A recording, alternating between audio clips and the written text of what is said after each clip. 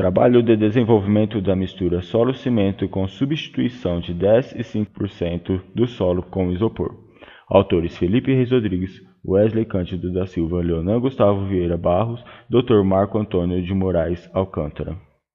Para que melhor podemos analisar essa apresentação, observamos a sequência de discussão, introdução, após o objetivo, metodologia, caracterizando os materiais e métodos de fabricação e pesquisa, resultados do estado fresco e endurecido, conclusão e referências bibliográficas.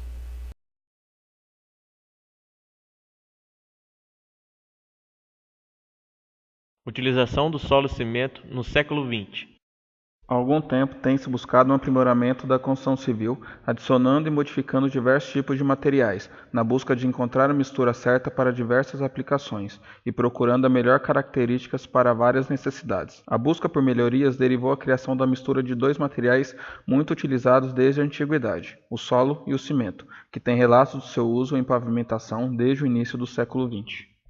Utilização do solo e cimento como mistura.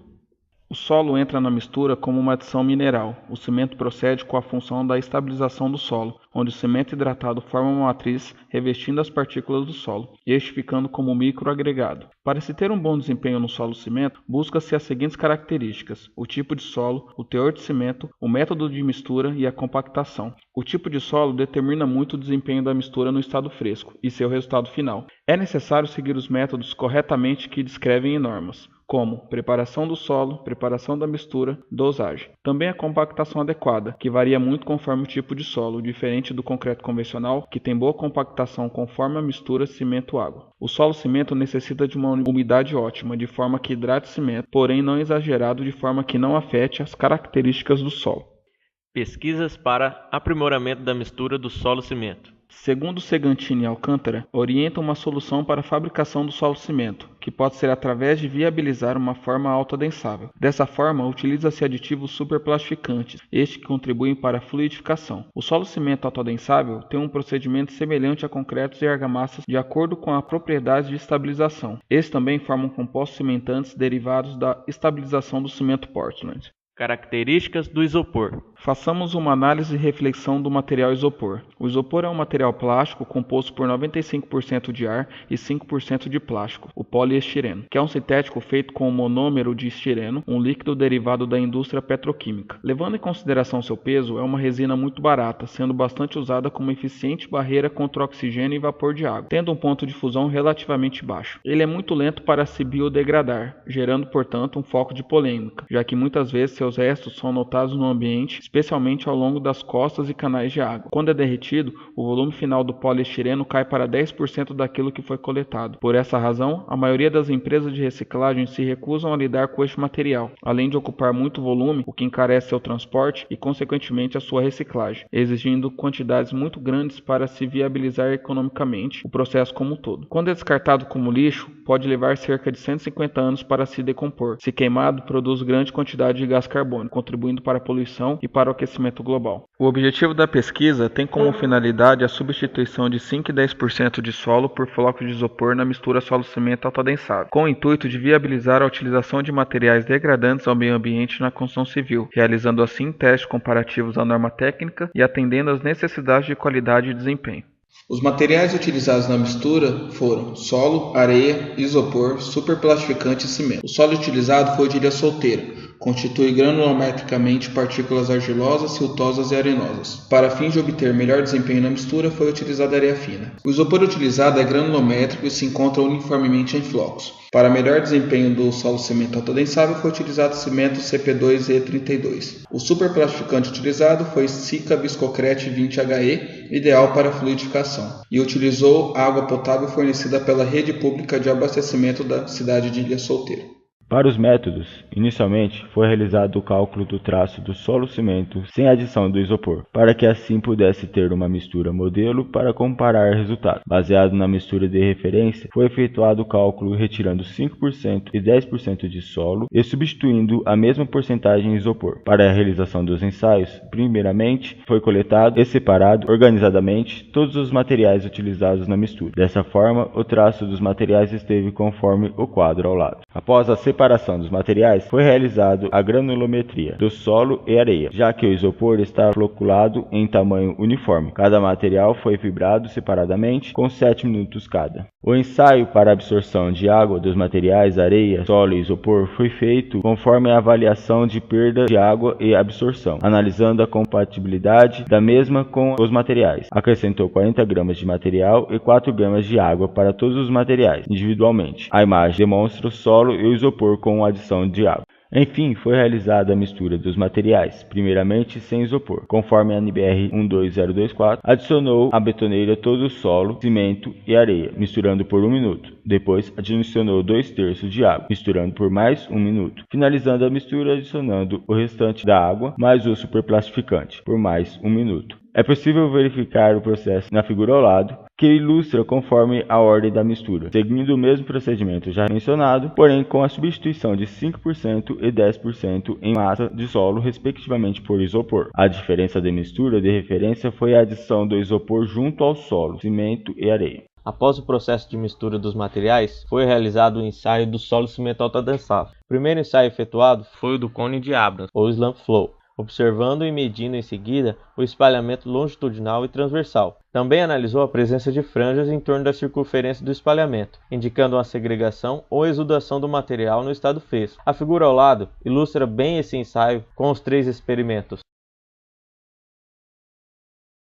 Posteriormente, através do ensaio de peneiramento, foi medido o nível global de segregação. Retirou-se uma amostra do solo cimento pesando 2 kg, colocado em uma peneira de 4,8 mm de espessura da abertura da malha. A peneira foi posicionada sobre um recipiente que contém o material passante. Pode ser observado na figura ao lado com as composições referência e isopor. Após o ensaio de peneiramento, foi executado o ensaio de funil adaptado ao solo cimento, conforme Alcântara. Foi retirado uma amostra e colocado em um funil adaptado de garrafa PET e cronometrado o tempo de escoamento contínuo, observando o tempo e a existência de bloqueios. Após o escoamento, foi conferido o peso do material passante no funil. Podemos observar o exemplo das misturas de referência e isopor na figura ao lado. Para o ensaio de avaliação de comportamento de flexão, utilizou-se de corpos de prova cilíndricos com dimensões de 5 cm de diâmetro e 10 cm de altura. A figura ao lado ilustra os CPs. Os moldes foram preenchidos com o solo cimento autoadensável, sem auxílio de vibração. A resistência mecânica foi avaliada aos 28 dias, onde 3 corpos de prova foi submetido a ensaio de compressão axial, 3 corpos de prova para avaliação de resistência e tração por compressão diametral e 2 corpos de prova para análise de absorção.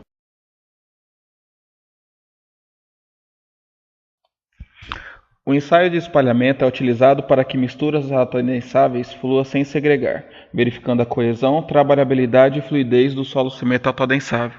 Pelos resultados obtidos e mostrados no quadro, nota-se que a mistura contendo 10% de floco de isopor apresentou um espalhamento maior, devido à diminuição da porcentagem que garante a coesão, ou seja, o solo. Foi analisado que o isopor tem uma difícil interação com a matriz do solo por ser um material inerte. Na mistura com 5%, o material apresentou uma viscosidade maior, porém, não houve indícios de exudação e segregação, diferente da de 10%, que apresentou os problemas relatados.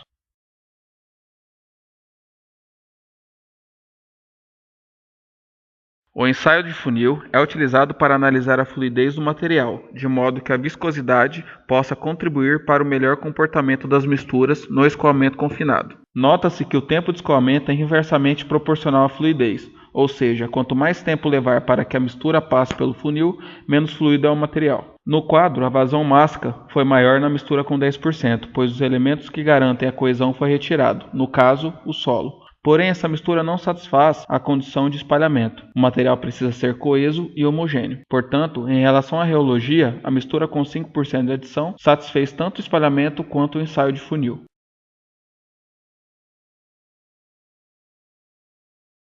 No ensaio de segregação, de acordo com a figura ao lado, analisa-se o material ao ser peneirado se este segrega, separando seus componentes. Verificou que o isopor, por ser um material inerte, não adere à pasta, ficando sobressaindo o material. Então o material será melhor analisado em seu estado endurecido.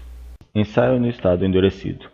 Pela tabela, na mistura de 5% teve um acréscimo de resistência à compressão axial. Já na 10% ocorre decréscimo. No material com 5% de isopor, pode ter ocorrido uma melhor distribuição do material, ao adicionar material com granulometria maior. A pasta de cimento foi suficiente para manter a resistência, por isso não houve alterações significativas em sua resistência. Na de 10%, ao diminuir material que mantém a coesão, ou seja, o solo, o material obteve maior quantidade de vazios, tornando a mistura mais fraca, já que o isopor é de difícil interação com a pasta e apresenta uma menor resistência em si. Já na resistência à tração, houve um decréscimo significativo, pois o EPS, por ser um material inerte, não apresenta função estrutural.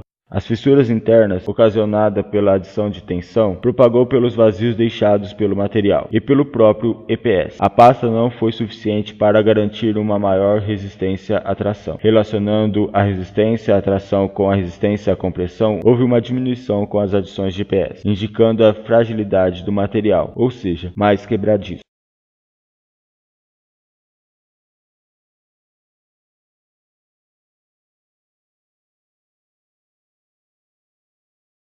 No gráfico, temos a relação das resistências mecânicas do material, tanto a compressão axial quanto a diametral, de acordo com os teores de EPS da mistura. Nota-se uma consistência nos resultados de compressão axial e o decréscimo expressivo na compressão diametral.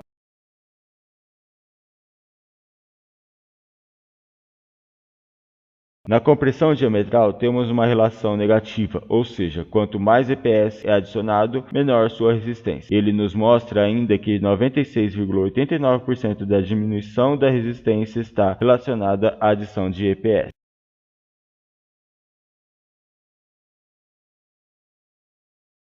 Analisando os resultados do quadro, na primeira substituição houve pouca variação da umidade. Já na substituição de 10% diminuiu consideravelmente. Pode ser explicado pela retirada do material que absorve a água em maior quantidade, como o solo. Com isso, há uma intensidade menor no ciclo de absorção e secagem, pois o mesmo absorve menos. Sugere-se um aprofundamento sobre esse estudo para uma melhor avaliação do comportamento.